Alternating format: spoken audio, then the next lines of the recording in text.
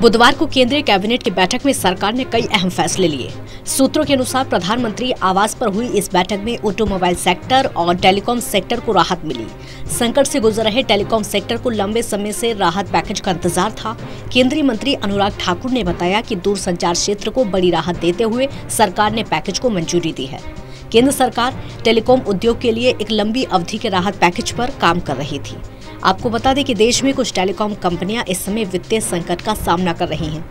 देश की प्रमुख टेलीकॉम कंपनियों में से एक भारतीय एयरटेल और वोडाफोन आइडिया का भारी AGR बकाया है।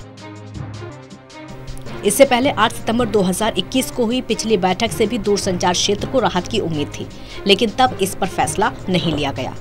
टेलीकॉम मंत्री अश्विनी वैष्णव ने बताया कि क्षेत्र में 9 बड़े स्ट्रक्चरल रिफॉर्म हुए हैं। AGR बकाये की परिभाषा में बदलाव किया जाएगा।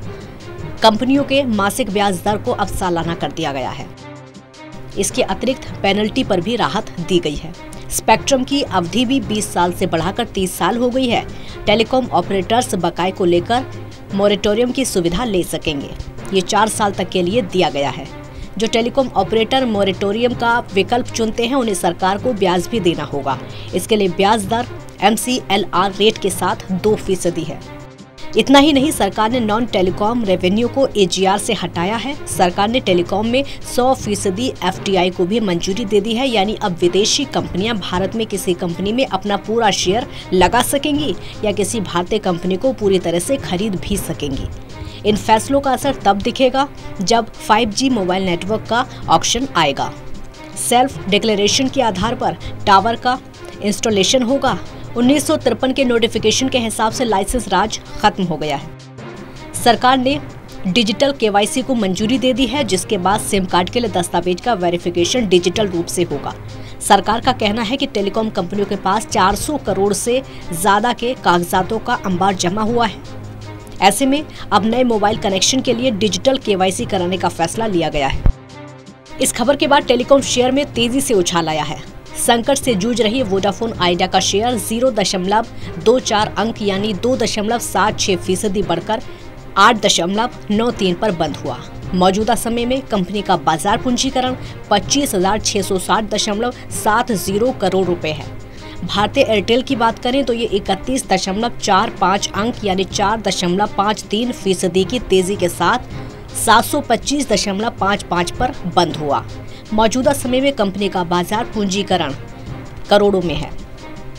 इसके अलावा ऑटो और ड्रोन सेक्टर को भी राहत मिली है। ऑटो कंपोनेंट बनाने वाली कंपनियों के लिए उत्पादन से बड़े प्रोत्साहन योजना को मंजूरी मिल गई है।